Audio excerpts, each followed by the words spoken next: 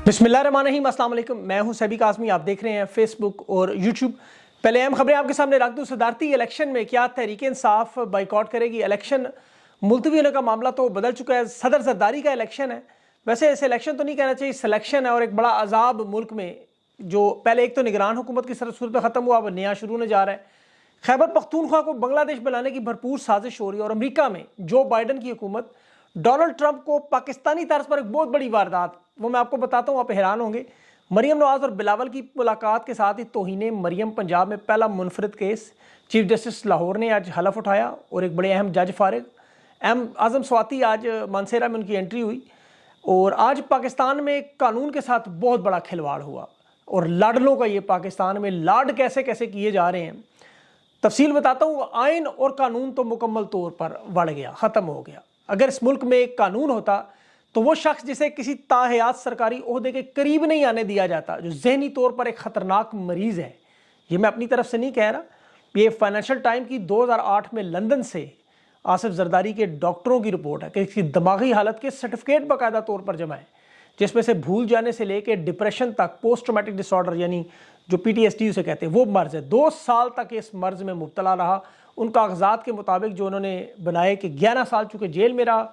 फिर इसकी जोजा मोहतरमा बेनज़ीर भुट्टो का मामला हुआ और ये रिपोर्ट जो है अमेरिका में एक बहुत बड़े साइकेट्रिस्ट हैं फिलिप साइटल, उसकी रिपोर्ट है, जिसने वाज़े तौर पर लिखा कि मुझे आसिफ अली जरदारी की यादाश्त और उसकी तवज्जो दे के काम करने का मामला, कोई तब्दीली नज़र नहीं है उस वक्त। अब इसकी ज़हनी हालत क्या है वो आप जानते हैं। अब ये ज़हनी हालत है। करप्शन के मामले पर हुकूमत पाकिस्तान बरतानिया में इस पर केस कर चुके, असासे वहाँ जब्त हुए। तो दिमागी हालत भी इस बंदे की पता है, क्रिमिनल हालत भी ज़रा सुन लें। 2008 में अमेरिकी एम्बेसी ने जो पहली प्रोफाइल इसकी भेजी अमेरिका को, अपने मुल्क को, इसमें उसकी पहली गिरफ्तारी 1990 में जो डाली बताई, वो ब्लैकमेल केस में, जिसमें एक बिजनेसमैन में से ही एक तावान भत्ता मांगते उसकी टांग के साथ रिमोट कंट्रोल पटाखा बांध के उसे बैंक से रकम निकलवाने के लिए भेज रहा। ये 1990 थी। ये तो देख का एक चावल था। बाद में आपको पता है गैर कानूनी सरगर्मियों का एक बड़ा लंबा चौड़ा रिकॉर्ड है। मुर्तज़ा भुट्टो कत्ल केस, बेनज़ीर भुट्टो के मामले पर इल्ज़ामात, पाकिस्तान की दौलत चोरी करने का, मनी लॉन्ड्रिंग का, बरतानिया समेत अमेरिका में, सासे दुनिया भर में, दुबई में करप्शन किंग। पाकिस्तान का इसने वो नाम बनाया जलालत की कमाई में कि दुनिया भर की अखबारात मिस्टर 10% के नाम से इसको जानती नहीं। और यहाँ तक कि दुनिया के बड़े बड़े रहनुमा मजाक उड़ाते थे, हाथ मिलाने के बाद उंगलियाँ गिना करो। ये मजाक नहीं, ये हकीकत में ऐसा हुआ है। और ताकतवर ये इतना इसके खिलाफ जितने केस बनते थे, या तो तफ्तीशी रास्ते से हट जाते या तफ्तीश ख़त्म हो जाती, चाहे वो मामला यान अली का हो, चाहे वो ओमनी ग्रुप के केसेस हों, जाली अकाउंट्स के केसेस हों, मनी लॉन्ड्रिंग केसेस हों, मलक रियाज क्यूम, ये सारे लोग, 29 बेनामी कंपनियों के इसके जुलाई में 20 से 35 अरब की ट्रांजैक्शन के वाज़े सबूत मौजूद है। बड़ी बड़ी अहम शख्सियात के नाम, इसके ADC जो बाद में आर्मी चीफ तक जा पहुँचे, तफ्तीशी अफसर जिस तरह हटा।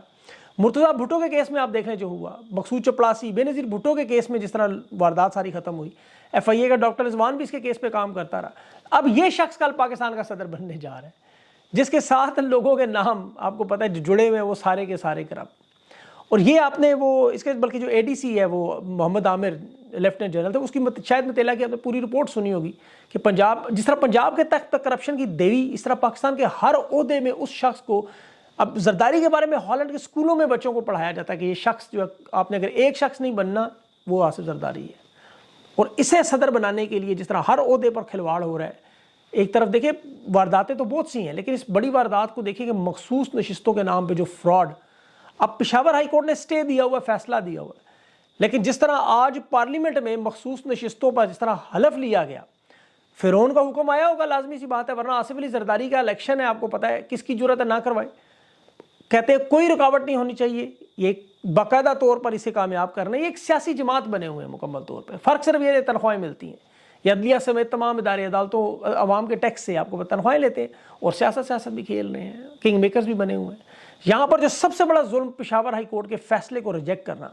मशरकी पाकिस्तान के हालात आप देखें, शेख मुजीब के दौर में उन अदालतों के फैसले तस्लीम नहीं करते थे। जब भी अदालत अवामी लीग के या शेख मुजीब की पार्टी के बारे में कोई फैसला देती, पहले तो जजेस पे दबाव डाल के वो फैसले बदलवा लेते थे। फिर एक वक्त आया कि उन अदालतों ने हक और सच पर खड़े होने का फैसला कर लिया, कोशिश की, इन्होंने अदालतों को मानने से इनकार कर दिया, जिस तरह आज बिल्कुल पेशावर को। नतीजा क्या निकला? मशरकी पाकिस्तान अलग बन गया। अब पेशावर हाई कोर्ट में बल्ले का केस हो, किसी की जमानत का केस हो, मखसूस नशिस्तों का केस हो, ये बराह रास्त पेशावर हाई कोर्ट का साफ इनकार कर देते हैं। अटॉर्नी जनरल जिस तरह आज असेंबली के अंदर कह रहे हैं کہ پشاور ہائی کورٹ کے فیصلے کا اطلاق جو ہے وہ پنجاب، سندھ، بلوچستان اور اس پہ نہیں ہوتا. بیرسٹر گور اس کو جواب دے رہا ہے، وہ بھی اس سے بڑا وکیل ہے، بیرسٹر ہے. وہ کہہ رہا ہے کہ عدالتی حکم کے برخلاف جاتے ہو تم حلف لے رہے ہو. یہ حلف کی بھی خلاف ورزی ہے اور عدالتی فیصلے کی بھی. ویسے تو چلے لاہور ہائی کورٹ میں سنی اتحاد نے مخصوص نشستوں پہ درخواست ڈال دی، وہاں بھی سماعت شروع ہو جی، وہاں بھی نئے چیف جسٹس آ گئے ہیں، اس پہ بعد میں بات کریں گے پھر. لیکن پشاور کو حصہ ہی نہیں تسلیم کیا جا رہا. ایک آئینی عدالت کا حکم ماننے سے انکار کر رہے ہیں. یہ صوبے کو کیا ملک سے الگ کرنا چاہتے ہیں؟ انہوں نے حالات وہاں پہ کیا بنا دیے. جس طرح وہاں کے لوگوں مینڈیٹ چھینا، آج فارم 47 والے بٹھا دیے سارے. تحریک انصاف کے پاس صدر کے سلیکشن میں آپشن موجود تھی کہ اس کا بائیکاٹ کریں، لیکن وہ جمہوری عمل میں عمران خان کسی چیز میں بائیکاٹ نہیں کرنا چاہتے. اسد قیصر نے کہا الیکشن یہ ملتوی نہ ہوا، اگر ملتوی کرنے سے تو الیکشن کمیشن نے انکار کر دیا تھا، تو اس سے پوچھا بائیکاٹ کرو، اس نے بائیکاٹ کا تو سوال ہی نہیں پیدا ہوتا. اب پشاور ہائی کورٹ کے ساتھ دیکھیں خیبر پختون کا جو معاملہ ہے، یہ بات بڑی آگے تک جا چکی ہے. آج جو علی امین گنڈا پور کی اب پریس کانفرنس سنی، اس نے کہا ہم اس جعلی وزیر اعظم کو کبھی وزیر اعظم تسلیم نہیں کریں گے، میں اسے کبھی وزیر اعظم کہوں گا بھی نہیں. یہ قانون شکنی ہے اگر میں اس کو وزیر اعظم کہوں، یہ میرا وزیر اعظم نہیں ہے. اور کہا کہ میں اپنے صوبے کا حق مانگوں گا عاجزی کے ساتھ، نہ ملا تو پھر میں اس کے لیے جس حد تک جانا پڑا جاؤں گا. ہم نے بڑی ماریں کھائی ہیں، بس ہوگی ہماری. اللہ کرے ایسا نہ ہو انہیں عقل آج اور اس طرح کی زیادتی نہ کرے. اور خیبر پختونخوا حکومت بڑا بہترین کام شروع ہو گیا. دیکھیں پہلے تو انہوں نے مراد ساری واپس لے لی، پرانے سارے وزرائے اعلیٰ سے بادشاہی نظام ختم کرنے کی. اب تحریک انصاف کا مکمل کنٹرول ہو چکا ہے. وہاں جو جلسے میٹنگوں میں پانی چھوڑتے تھے، آپ کو پتہ ہے تمبو کناتے اتار کے لوگوں کو مار پیٹ کر کے اسپیکر ساؤنڈ سسٹم لے جاتے تھے، آج وہی پشاور کے جلسے میں کرسیاں سیدھی کرتے نظر آئیں گے. وقت سدا ایک سا نہیں رہتا، کچھ غلطیاں بھی ہو رہی ہیں، کچھ لوگوں کے نام بھی آ رہے ہیں جنہیں نہیں ہونا چاہیے تھا کیبنٹ میں، اس پہ بات کریں گے آگے. صحت کارڈ کا آغاز بڑا اچھا ہے، احساس ڈاٹا بڑا اچھا بنا ہے. 10,000 پہ رمضان پیکج کا اعلان ہے. 8.5 لاکھ خاندان جو 14% حصہ بنتا ہے آبادی کا. پنجاب میں اس کا مقابلہ کریں تو 3500 روپیہ دیا جا رہا ہے. وہاں انہوں نے تمام مراد چھینی، یہاں بھی نے تمام مراد چھین لیں جن لوگوں سے. غریبوں کو ریلیف کرنے کا خیبر پختونخوا میں بڑا بہترین کام. ابھی ایک انہوں نے جو پشاور میں اسپتالوں میں بڑا اچھا کام، رمضان دسترخوان، لوگ جاتے ہیں آپ کو پتہ بیمار ہیں، ان کے ساتھ لواحقین ہوتے ہیں، وہ بیچارے سحری اور افطاری ابھی انہیں دی جائے گی. بڑا زبردست کام ہے. اور بجلی کی لوڈ شیڈنگ اس نے کہا کسی کو میں بغیر اس کے شیڈول کے نہیں کرنے دوں گا. آٹا جو غریبوں کو دیا جا رہا ہے اس پہ عمران خان کی تصویر نہیں جس نے ان کے تھوبڑے لگے ہوئے اوپر. وہاں جو ہیلتھ کیئر کارڈ ہے اس میں 10 لاکھ روپیہ ملے گا. اچھا یہ لاٹری لگ گئی ہے کیپٹن صفدر کی بھی. ویسے پنجاب میں تو اس غریب کو کچھ ملنا نہیں تھا، اب خیبر پختونخوا سے 10 لاکھ ملے گا. وہ اس میں اب زوجہ کی سرجریاں بھی کروا سکتا ہے، اتنی بھی چھوٹی موٹی سرجریاں جو اسے ضرورت ہوں گی وہ بھی کروا سکتا ہے، کچھ چھوٹے موٹے دوائیاں بھی خرید سکتا ہے اپنے لیے. لیکن دیکھیں یہ جمہوری حکومت کا کام ہے. خیبر پختونخوا کی اسی لیے تعریف کرنا چاہیے، ورنہ پاکستان کو انہوں نے لاڈلوں کا ملک بنایا. اب ایک شخص صرف محسن نقوی کی آواز سے دنیا پوچھے کیا خوبی ہے بھائی اس کے اندر. میں بتاؤں اس سابقہ CIA کے ساتھ کوئی ایجنٹ ہے ان کا بہت بڑے لیول پہ ہوگا. ایک عام مڈل کلاس بندہ 6 ٹی وی اسٹیشن بنا لے، اربوں کے ٹی وی اسٹیشن، CNN میں تھوڑا سا کام کیا، عام معمولی بندہ آج نگران وزیر اعلیٰ پنجاب بھی بنتا ہے، چیئرمین PCB بھی بنتا ہے، اب اسے سینیٹر بھی بنایا جا رہا ہے، پھر اس کے بعد وزیر داخلہ بھی لگے گا. تو آپ سوچیں کہ اس کے اندر خوبی کیا ہے. ایک تو خوبی اس کی آپ کو پتہ ہے طاقتور لوگوں کا، قریبی لوگ، رشتہ دار. باقی خوبیاں پیچھے بائیڈن کی حکومت. میں آپ کو بتاؤں وہ تمام امپلیمنٹیشن جب غور سے سنی گئی، امریکہ کی تمام وارداتیں پاکستان کے اندر جو لانے والا، اس کو امپلیمنٹ کرنے والا یہی شخص نظر آتا ہے. اور یہ اور اس کے ساتھ کچھ اور بھی ہوں گے سے گرگے. اس کے میں آپ کو کچھ ثبوت دیتا ہوں. مثال کے طور پر جو بائیڈن نے آج سٹیٹمنٹ دی کہ امریکہ میں سیاسی افراتفری پھیلانے والے لیڈر کی کوئی گنجائش نہیں، جمہوریت کو خطرہ ہے. ڈونلڈ ٹرمپ کے بارے میں یہی سٹیٹمنٹ انہوں نے عمران خان کے بارے میں دی.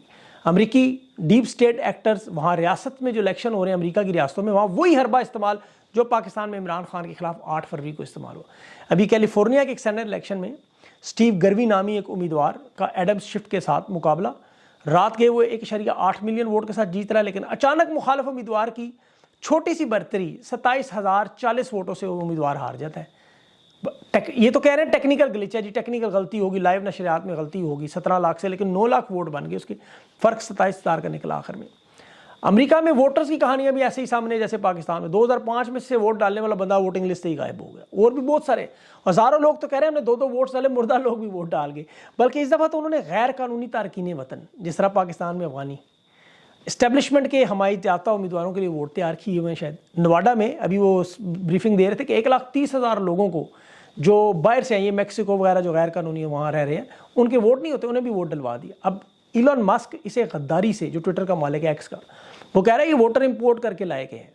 اور امریکہ میں بھی وہی بات ہے جو پاکستان میں غداری، خانہ جنگی، یعنی امریکہ توڑنے کی سازش تک، جس طرح بالکل پاکستان میں ہم کہہ رہے ہیں. ڈیلی میل کی تو رپورٹ موجود ہے، اس میں بائیڈن نے ایڈمٹ بھی کیا ماضی میں بھی اس طرح غیر قانونی تارکین آتے رہے. اب ایلون ماسک آپ کو پتا ہے ٹویٹر کا مالک ہے، ایکس کا مالک ہے، اس کا ٹویٹر بند نہیں ہوا، باقی سب کے بند ہوئے، اس نے کس طرح بچا لیا اپنے آپ کو؟ اب یہ وہاں پہ بھی بہت بڑی 9/11 سے بھی بڑی یہ واردات امریکہ تو سے کہہ رہا ہے ہو رہی ہے۔ پاکستان میں بھی اسی طرح آپ کو پتا غیر قانونی افغانستان کے لوگوں کو نکالنے کا سلسلہ شروع، پھر اس کو ووٹ دڑا دڑ بننے شروع ہوئے، پھر نادرا کا محکمہ، پھر اس کے بعد آپ کو پتا ہے باقی جو سوشل میڈیا ایپس بند ہوئیں الیکشن والے دن، پھر جس طرح الیکشن میں میڈیا رزلٹ دے رہا ہے جو آ رہے ہیں، صبح الیکشن میں رات جیتے ہوئے لوگ صبح سارے ہار گئے، 2 دن میں آپ کو پتا ہے جس طرح امریکہ میں فیس بک بند ہوئی تھی 2 دن میں بھی، 2 دن پہلے، اور یہ ڈیپ سٹیٹ ایکٹر کی وہی فریم آف مائنڈ، اپنے امیدواروں کو جتوانے کی پوری کوشش وہاں بھی ابھی ہو رہی ہے۔ ادھر بھی ڈونلڈ ٹرمپ پہ 97 کیس، یہاں بھی خان پر 200 سے زائد کیس ڈال دیے، وہاں عدالتی کارروائی میں ٹرمپ کو باہر نکالنے کی کوشش، وہاں البتہ عدالتیں آزاد ہیں، کیونکہ امریکہ کا طاقت کا توازن ایک مرکز میں نہیں، انہوں نے اس کو پھیلایا ہوا ہے، 3-4 مرکز ہیں ان کے۔ پاکستان میں اب چونکہ ایک ہی مرکز ہے، ایک ہی جگہ سے فیصلے آنے ہیں۔ امریکہ میں اب اتنے بڑے لیول پہ 2 نمبری ہو نہیں سکتی، ورنہ وہاں کیونکہ وہاں قاضی فائز، سردار سلطان سکندر راجہ، اداروں کے دیگر سربراہان وہ اس حد تک انوالو نہیں ہو سکتے، سارے تو نہیں ہو سکتے، کچھ ہو جاتے، لیکن سارا معاملہ یہاں جس طرح محسن نقوی کو وہ لوگ لائے، یہ اس کی سب سے بڑی خوبی ہے، اس کو اسی طرح استعمال کیا گیا جس طرح امریکہ ڈونلڈ ٹرمپ کو وہاں روکنے کی کوشش، یہاں خان کا مینڈیٹ چوری کر کے اسے روکنے کی کوشش۔ وجہ یہ کہ دونوں اینٹی وار ہیں، دونوں جنگوں کے مخالف ہیں، دونوں کی پالیسیاں اپنے ملک کے لیے ہیں، اپنی اسٹیبلشمنٹ کو اپنے کام تک محدود رکھنے کے لیے دونوں نے پھڈے بھی لیے ہوئے ہیں جرنلوں سے۔ یہاں بھی حالات آپ کو پتہ ہیں یہ، اب یہ سارا معاملہ جو ہے اس وقت اسی انداز میں چل رہا ہے۔ اور امریکی الیکشن میں آپ کو یہ بھی بتاؤں، یہ پہلی دفعہ نہیں ہے، پاکستان میں تو ہوتا رہتا ہے، وہاں جارج بش اور ایل گور کے درمیان جو مقابلہ تھا آخری، اس میں ایک ریاست میں چند ووٹوں کے فرق سے وہ ہارا۔ اب جارج بش کو حکومت میں لانا اسٹیبلشمنٹ کی اس وقت لازم تھا، کیونکہ 2001 کے بعد افغانستان میں آنا تھا، عراق میں آنا تھا، یہ ساری چیزیں کروانی تھی۔ ایل گور جو تھا وہ کہتا تھا جی ماحولیات ہوں، عوام کی بہتری ہو، انہوں نے کہا نہیں ہمیں تو یہ چاہیے، سیم وہی واردات۔ اسے کہا گیا تم بھی سپریم کورٹ جاؤ کیس لو، اس نے کہا نہیں، مسئلہ یہ ہے میں سپریم کورٹ گیا تو جو میرے ساتھ غلط ہوا تو پھر سسٹم سے لوگوں کا اعتماد اٹھ جائے گا، جیسے آج پاکستان میں اٹھ گیا ہے۔ عمران خان نے ہر ادارے کو ننگا کر کے رکھ دیا ہے، اس کی وجہ ان لوگوں کے سامنے آ گیا ہے۔ پاکستان میں ہر الیکشن میں واردات ہوئی، لیکن یہ پاکستان کی تاریخ میں پہلی دفعہ عوام کو فارم 45 47 الیکشن کا پروسیس ایک ایک چیز سمجھ آ چکی ہے، ایک ایک چیز چھوٹے چھوٹے بچوں کو پتہ ہے۔ اب ان کے جو اسٹیبلشمنٹ کے جو لاڈلے ہیں ادھر بھی ہیں ادھر بھی ہیں۔ امریکہ میں بھی جو طاقتور طبقہ ہے وہ بائیڈن کو لانا چاہتا ہے دوبارہ، ان کے مفادات یہی ہیں، آپ کو پتہ ہے پوری دنیا میں اسرائیل کو تسلیم کرنا، ٹرمپ کا معاملہ، بہت ساری چیزیں ہیں۔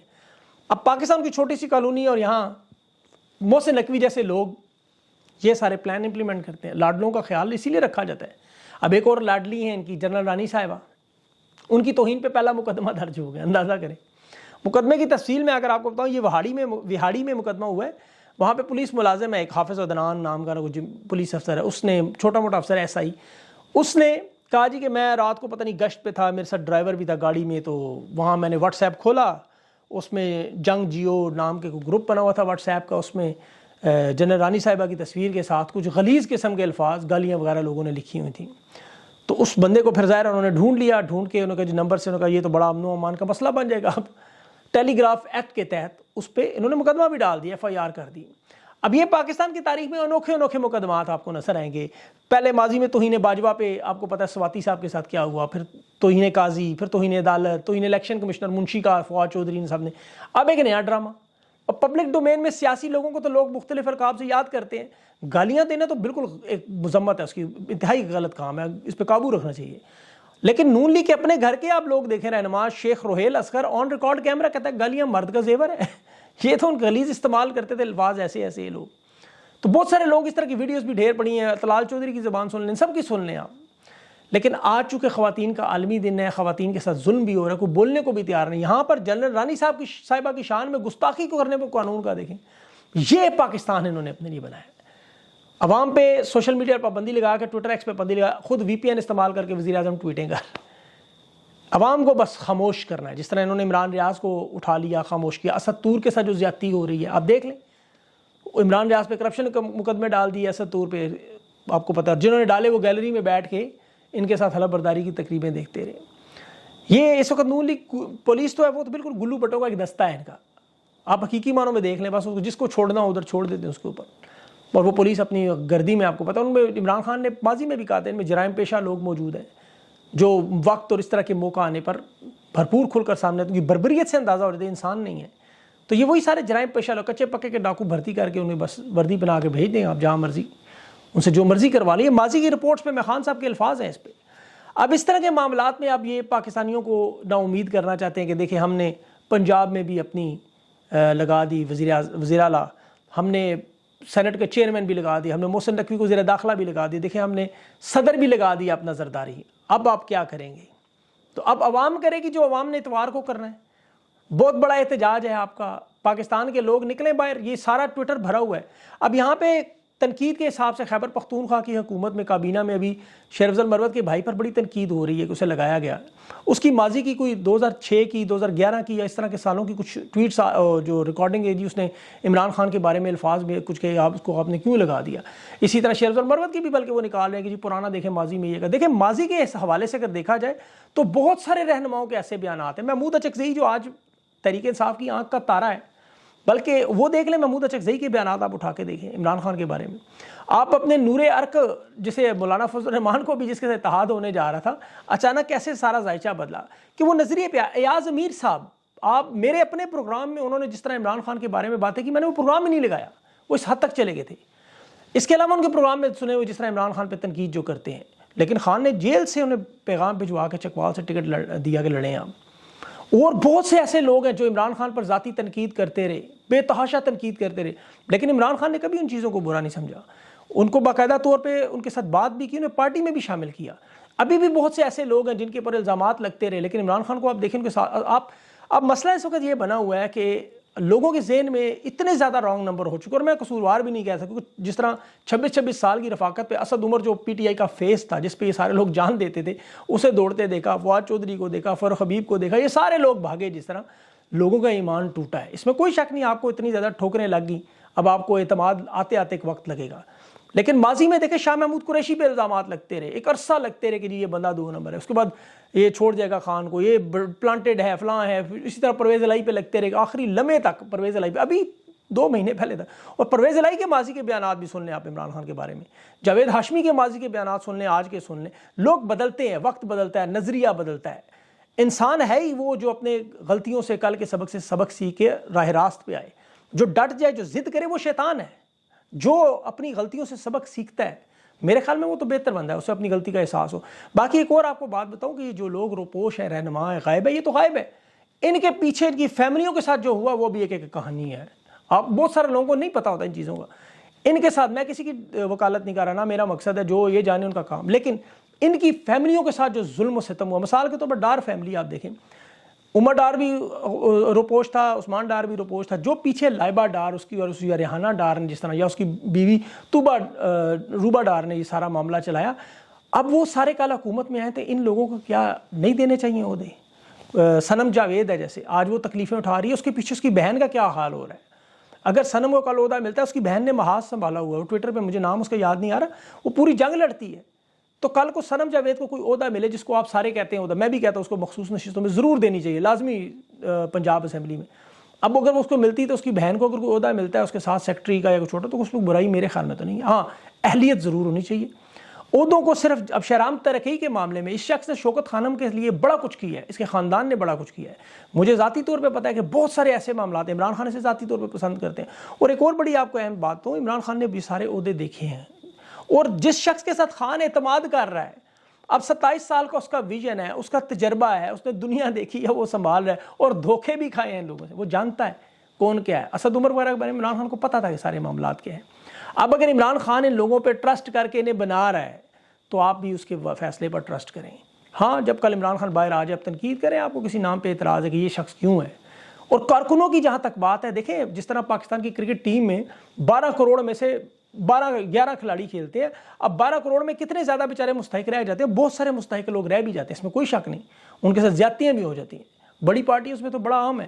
ابھی ٹکٹ کے معاملے پہ آپ نے دیکھا بڑے لوگوں کو ایسے زیادتیاں ہو گئی، ان کی ضرور نشاندہی کریں، لیکن اس طرح میرے خیال میں ہر ایک کو رانگ نمبر، میں تو سوچ رہا ہوں اب رائٹ نمبر رہ کون گیا ہے کہ اتنے زیادہ رانگ نمبر بتا دیے کہ یہ بھی رانگ، یہ بھی رانگ، یہ بھی رانگ، یہ بھی رانگ، اب اس میں رائٹ کون سا رہا؟ مجھے تو اب رائٹ نہیں مل رہے۔ تو اس لیے تھوڑا سا میرے خیال میں ہمیں اپنے ذہن کو خوش گمان، اللہ بھی کہتا ہے کہ آپ اچھا گمان رکھیں، اور 50 سال پرانی ہے، 10 سال پرانی ہے، 12 سال پرانے اس کو ٹویٹس ان فیصلوں پہ اپنا فیصلہ نہ دیں، میرے خیال میں موقع دینا چاہیے۔ میں کسی کی انڈیویجول بات نہیں کر رہا، باقی آپ ضرور کھول کے تنقید کریں، آپ کا حق ہے، اور یہی اصل جمہوریت ہے۔